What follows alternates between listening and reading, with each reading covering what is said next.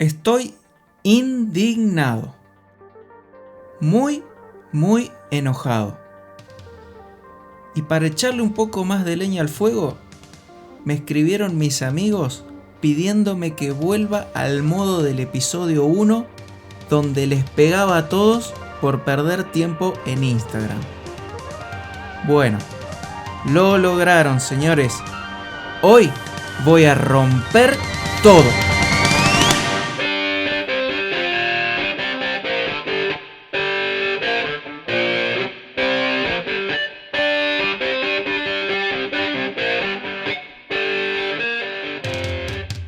Un amigo manda un audio al grupo de WhatsApp, Germán se llama mi amigo, y dice: Claudio, perdí plata con las cripto, hice un plazo fijo, tengo Instagram y leí el libro de Kiyosaki.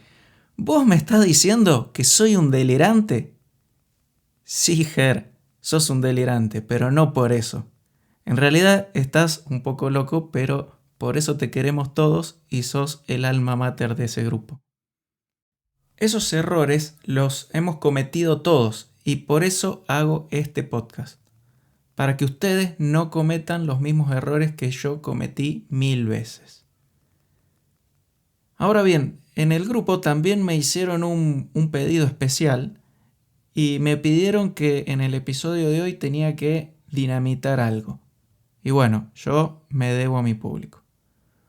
Por lo general, intento no hablar de temas de actualidad en este podcast porque hay muchos otros que ya lo hacen. También hay otros que dan consejos de inversión y casi nadie explica cómo hay que utilizar las herramientas de inversión. Es en este último grupo en el que yo quiero posicionar este podcast para que en cualquier momento que lo escuches puedas tener info con valor agregado. No importa si lo escuchas en el 2023, 2024, 2025, que te sirva igual. Sin embargo, hay algo que está pasando últimamente que creo que requiere de al menos un breve comentario. Algunos podcasts a los que yo consideraba un modelo a seguir, ahora me están decepcionando un poco. Resulta que, como ustedes habrán escuchado en las noticias, desde hace un tiempo estamos en una especie de crisis bancaria mundial. O esa era la narrativa predominante en los medios hace algunas semanas. Como no quebró ningún banco norteamericano de los grandes, ahora todo el mundo adaptó esa narrativa y todos están hablando de la crisis de los bancos regionales. Hasta ahí nada sorprendente. Todos compran una narrativa y se la van copiando unos a otros.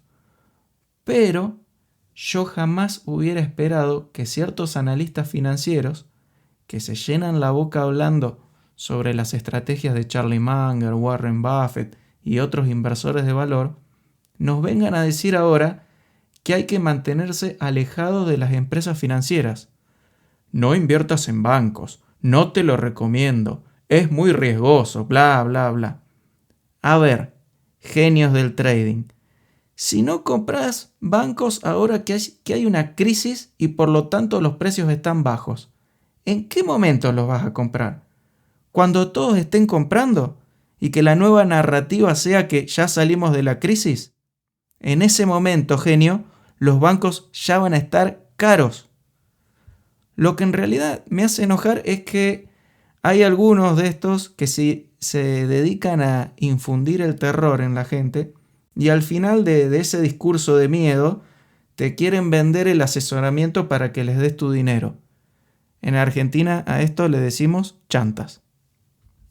Gente, las inversiones en bolsa requieren de algunos conocimientos, es verdad. Pero el 50% de lo que se requiere es sentido común. Si hay un sector que está en crisis, los precios van a estar bajos. Y es ahí donde se crean las oportunidades. Si el sector financiero, bancos, aseguradoras de riesgo, es de tu interés, y si conoces cómo funciona este negocio y crees que podés analizar una acción en particular, este es el momento. Hay buenos bancos en el mercado. JP Morgan, Wells Fargo, Bank of America, Citigroup y varios más. Si todavía no estás en condiciones de estudiar acciones individuales, pero de todas maneras querés invertir en el sector financiero, diversificando entre varias empresas, podrías elegir un ETF específico de ese sector, que casualmente ese es el tema del día de hoy. Bienvenidos al episodio número 6 de Acción Financiera, un podcast donde tenemos dinamita en estado puro. Si todavía no calificaste este podcast con 5 estrellas y no lo compartiste con nadie, tus ahorros podrían explotar y desvanecerse sin dejar rastros. En el episodio de hoy vamos a pasar a la acción estableciendo los criterios de selección para ETFs y fondos comunes de inversión. Ahí vamos, señores. En primer lugar, veamos cuál es la diferencia entre un ETF y un fondo común de inversión. Los ETF, Exchange Traded Funds, son fondos de inversión que cotizan en bolsa, lo que significa que se negocian como si fueran acciones. Los fondos comunes de inversión, FCIs, son patrimonios que se forman con los aportes que realizan los inversores suscribiendo cuotapartes. Estos tipos de fondos no cotizan en bolsa. En la página web de tu broker los vas a ver por separado. Por un lado, a los ETF los vas a ver en una pantalla para comprar y vender que va a ser igual a la pantalla de acciones. Por el otro lado, a los FCI los vas a ver en otra pantalla que dice suscribir o rescatar. Por lo general, cuando suscribas un FCI, este se va a agregar a tu portfolio al final del día, no es instantáneo. Y al momento de rescatar, es decir, al abandonar el FCI y solicitar el reembolso de tu dinero, el periodo de rescate va a depender de cada FCI. Hay algunos que se rescatan en el día y hay otros que tienen hasta 30 días de plazo. Con lo cual es muy importante que busques esta información en el prospecto antes de hacer la suscripción. También quería destacar que no necesitas tener una cuenta en un broker de Estados Unidos para invertir en ETFs. En la mayoría de los países hay instrumentos que te permiten invertir en esto a través de papeles que se negocian en el mercado local. Por ejemplo, en Argentina estos papeles se llaman CDRs y todos los brokers o casi todos los brokers los operan.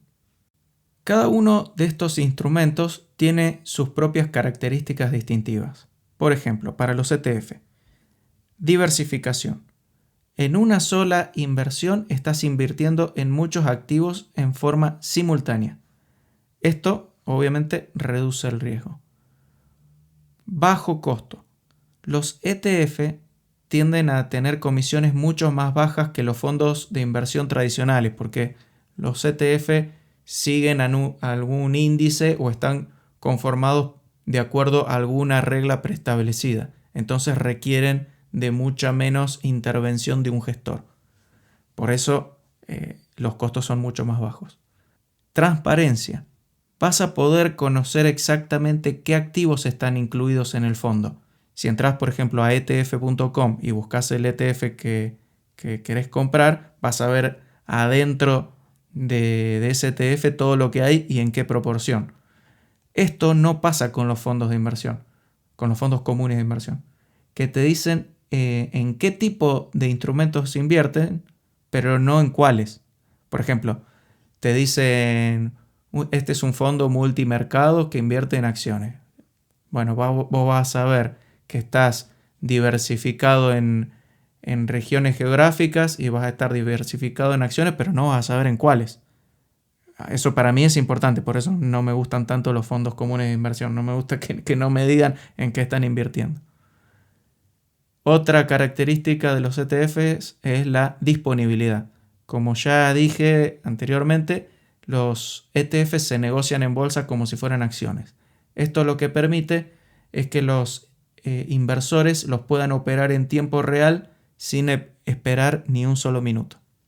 Con respecto a los fondos comunes de inversión, las características son flexibilidad.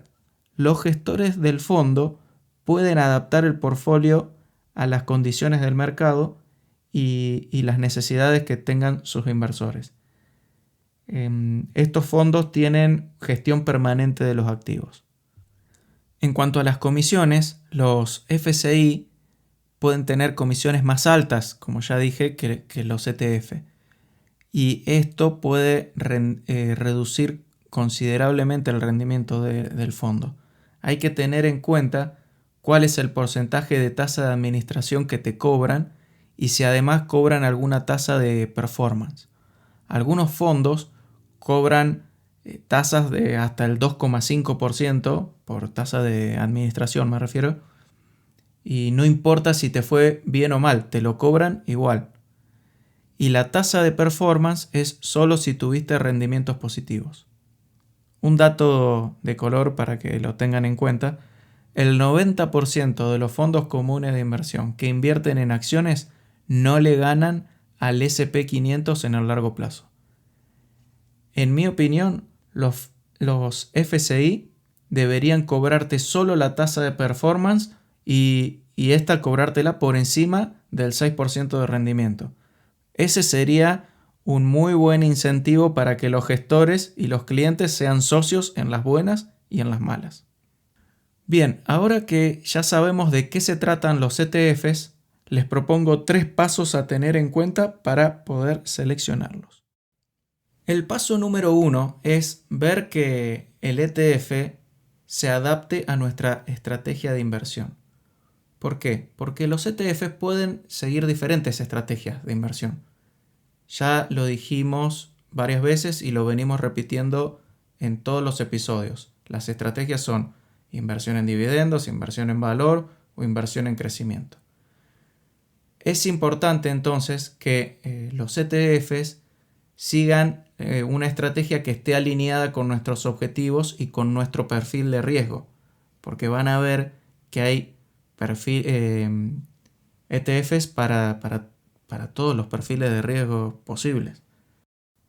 Por ejemplo, si el objetivo es invertir en acciones de Estados Unidos, se puede optar por ETFs que repliquen el rendimiento del S&P 500, que ya dimos varios ejemplos, o también el índice Dow Jones o el Nasdaq.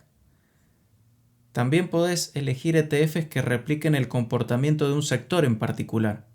Por ejemplo, el sector financiero, lo que hablábamos hace unos minutos atrás. Un ejemplo de un ETF que siga el sector financiero es el ETF que se llama XLF. Otro sector podría ser el energético. Hay un ETF que se llama XLE, también hay otro que se llama VDE. Y minería y materiales, por ejemplo, XME, y así sucesivamente hay para diversificar en lo que quieran o para concentrarse en lo que quieran. Les recomiendo que ingresen a la página que ya mencioné anteriormente, etf.com, se suscriben en forma gratuita y pueden utilizar el screener para buscar según las preferencias que ustedes tengan. El paso número 2 es la diversificación. Esto es clave porque nos va a ayudar a reducir el riesgo de nuestra cartera. Hay que diversificar en términos de clase de activo, de sector, de región geográfica. No nos vamos a concentrar solamente en acciones de un país. Con los ETFs podés elegir acciones de diferentes países. Yo, por ejemplo, tengo un ETF que se llama EWZ que invierte en acciones de Brasil. Tenés ETFs que invierten en acciones de Alemania, de Japón, de Inglaterra, de todos lados. Si vamos a comprar más de un ETF, hay que ver que esos ETFs no estén muy correlacionados entre sí. Es decir, vamos con un ejemplo. Si compras el SPY que sigue al S&P 500 y el QQQ que sigue al Nasdaq 100, como para nombrar a dos de los más conocidos, no vas a estar diversificando, porque por el contrario vas a estar generando mayor concentración de tus fondos en acciones tecnológicas, porque ambos ETFs tienen una mayor proporción en las acciones tecnológicas más grandes. Estos dos ETFs, al igual que los índices a los que tienen por objetivo seguir, estos ponderan por market cap, es decir, por capitalización de mercado. Ese es el motivo por el cual tienen mayor proporción en las acciones tecnológicas más grandes. Apple, Microsoft, Meta.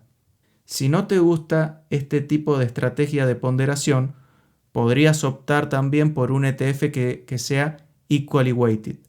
Esto quiere decir que el ETF invierte tus fondos en la misma proporción en todos los activos que lo componen. ¿Para qué? Para que no haya una excesiva concentración en un determinado sector. Vamos con un ejemplo para que quede más clara la idea. En el ETF SPY vas a tener mayor proporción de tus fondos aplicados a Apple que a Johnson & Johnson. ¿Por qué? Porque Apple tiene un market cap mucho mayor que Johnson & Johnson. En cambio, en un ETF que tenga una estrategia equally weighted, vas a tener tus fondos aplicados en la misma proporción para Apple que para Johnson & Johnson. En definitiva, si vamos a comprar 2 o más ETFs, lo que tenemos que ver es que no se solapen las empresas que tengan adentro y que no estén todas las empresas en la misma proporción en todos los ETFs, porque no vamos a estar diversificando nada, y a su vez que esos ETFs no tengan una correlación tan alta. Esto es muy sencillo de ver. Por ejemplo, en etf.com pueden utilizar la herramienta de comparación y colocan los dos ETFs que quieren comparar. Les va a aparecer uno en la pantalla del lado izquierdo y el otro del lado derecho, y van comparando ítem a ítem cuáles son las características de ese ETF. Incluso van a tener la composición de cada uno, y ahí pueden comparar cuáles son las empresas que tiene cada uno y en la proporción en la que están aplicados los fondos en cada una de esas empresas. Otra forma, un poquito más compleja, pero no es difícil, es ver el índice de correlación, que eso lo pueden ver en una página web que se llama TradingView, que sirve para graficar acciones y ETFs, lo que sea. Entonces ustedes ingresan a tradingview.com, se crean un usuario que es gratuito y grafican un ETF. Entran al menú, piden por ejemplo el SPY y les va a tirar el gráfico de precios, la serie de precios del SPY en la pantalla. Ahí van al menú superior, van a ver que hay un botón que dice Indicators, y dentro de ese menú buscan el Correlation Coefficient. Una vez que se les abre la ventana del Correlation Coefficient, colocan QQQ, por ejemplo. Y cuando le dan a aplicar, van a ver que en el gráfico del SPY abajo se les agregó otra pantalla que dice Correlation Coefficient con el ETF QQQ. Lo que van a ver para este caso de ejemplo entre el SPY y el QQQ es que este Correlation Coefficient está muy cercano a 1. ¿Esto qué quiere decir? Que están muy correlacionados. Es decir, cuando uno va para arriba, el otro también, y cuando va para abajo van juntos. Entonces no estamos diversificando nada ahí. Si el Correlation Coefficient estuviera más cerca de 0, eso va a querer decir que no están correlacionados en absoluto. Si es 0, no están correlacionados. Y si es menos 1 o muy cercano a menos 1, la correlación que tiene es completa pero inversa. Es decir, cuando uno va para arriba, el otro va para abajo en la misma proporción. Finalmente, el paso número 3 es analizar el volumen de operación y las comisiones que cobra el ETF. Con respecto al volumen de operación, es importante porque por ahí a ustedes les puede pasar que estén buscando algo así muy específico. No sé, se me ocurre industria aeroespacial. Quieren un ETF que invierta en eso, en industria aeroespacial.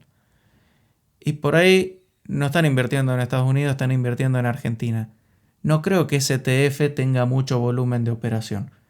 Entonces les va a costar después desprenderse de ese ETF cuando lo quieran hacer. Así que ojo con eso, cuidado. Busquen ETFs que tengan volumen. Y con respecto a las comisiones, tengan en cuenta los gastos de administración y compren siempre el ETF que tenga los gastos de administración más bajos. Es obvio lo que estoy diciendo, pero bueno, consideren cuando estén haciendo la comparación entre dos ETFs que tienen la misma composición, vayan siempre por el de menor gasto administrativo. Si tienen alguna dificultad con algunas de las cuestiones que expliqué hoy en el podcast, o si necesitan ayuda para identificar ETFs, les puedo enviar a modo de ejemplo los ETFs que yo tengo en mi propia watchlist. Me escriben a accionfc@gmail.com y con gusto se los estaré enviando a modo de ejemplo. Muy bien, eso es todo por hoy. No se olviden de compartir este podcast con otras personas a quienes ustedes crean que pueda servirles. Y los saludo. Hasta la próxima semana.